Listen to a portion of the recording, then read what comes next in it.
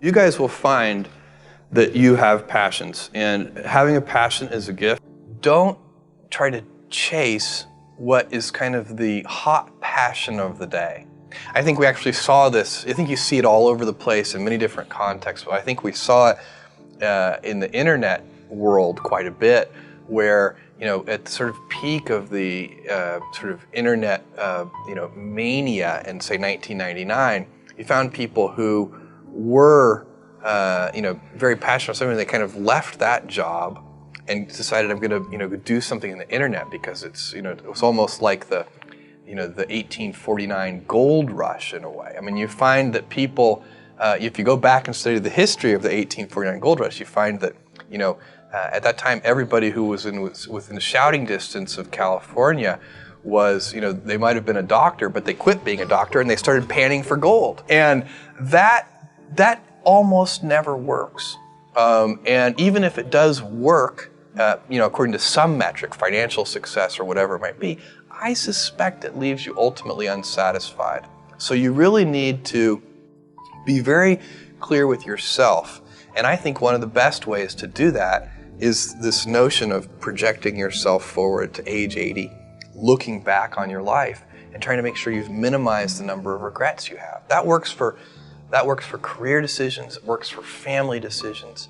You know, do you want? I have a 14-month-old son, and it's very easy for me to, if I think about myself when I'm 80, I know I want to watch that little guy grow up. And so I don't want to be 80 and think, shoot, you know, I missed that whole thing and I don't have the kind of relationship with my son that I wished I had, and so on and so on.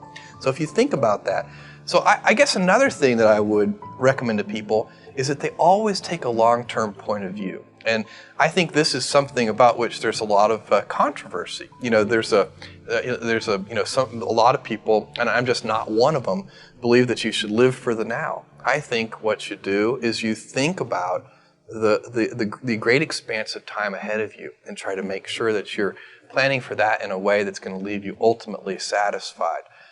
So this is just this is the way it works for me. And I mean, everybody needs to find that for themselves. So I think there are a lot of paths to satisfaction, and you need to find one that works for you.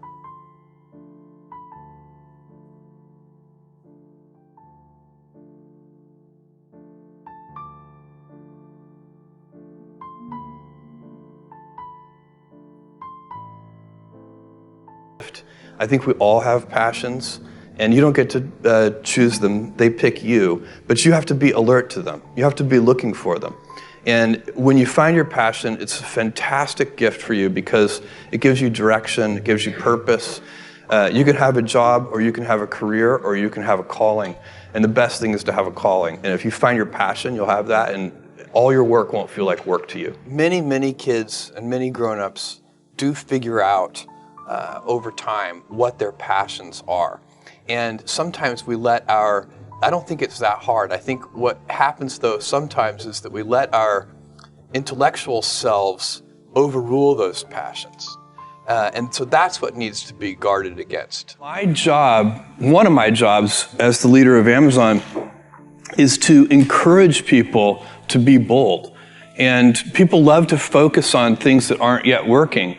And that's good, it's human nature. That kind of divine discontent can be very helpful.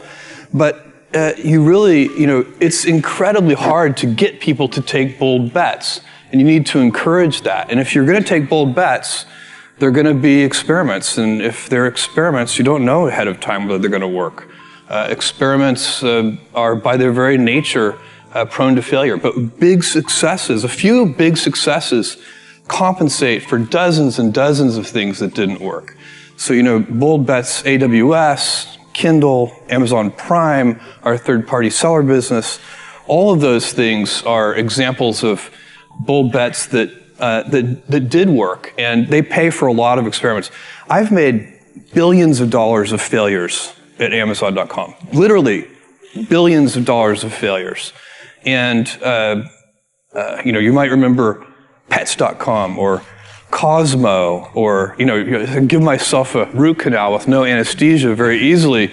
None of those things are fun, but they also they don't matter. What really matters is companies that don't continue to experiment, companies that don't embrace failure, they eventually get in a desperate position where the only thing they can do is make a kind of Hail Mary bet at the very end of their corporate existence.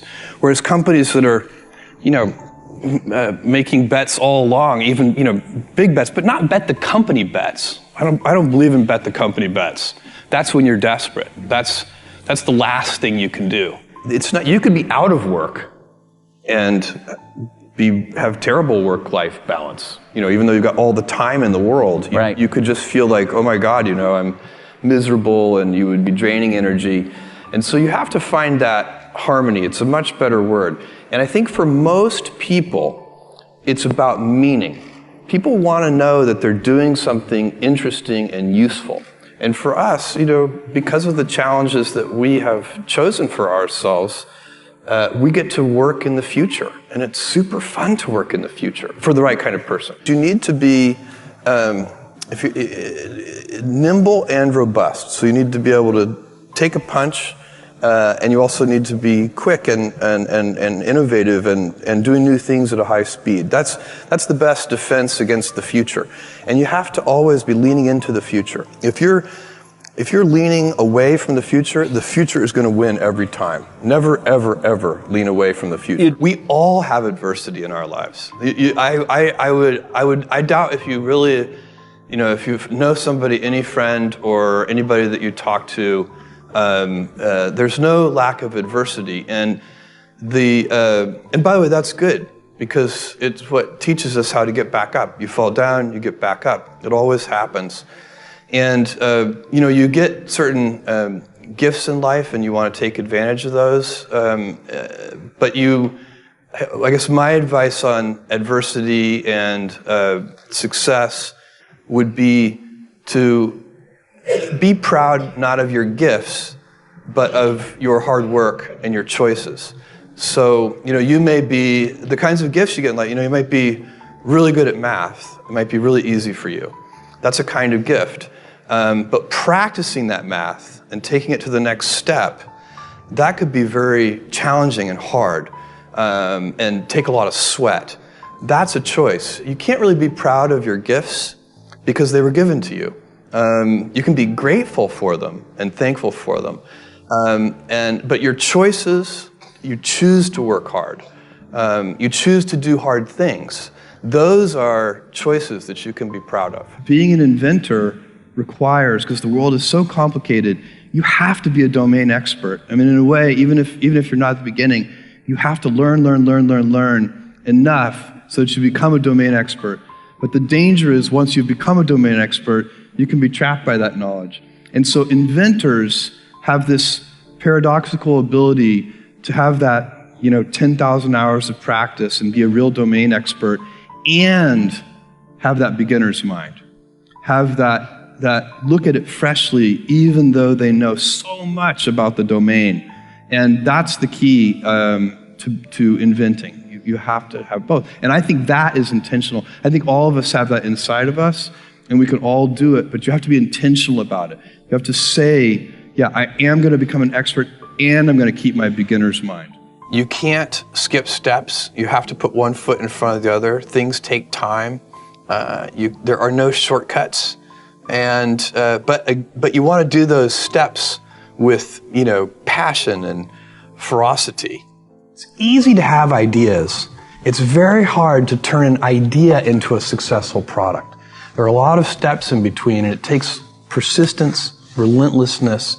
So I always tell people who are who think they want to be entrepreneurs, you need a combination of stubborn relentlessness and flexibility. And you have to know when to be which. And basically, you need to be stubborn on your vision, because otherwise it'll be too easy to give up. But you need to be very flexible on the details, because as you go along pursuing your vision, you'll find that some of your preconceptions were wrong. And you're going to need to be able to change those things. So I think taking an idea successfully all the way to the market and turning it into a real product that people care about and that really improves people's lives is a lot of hard work.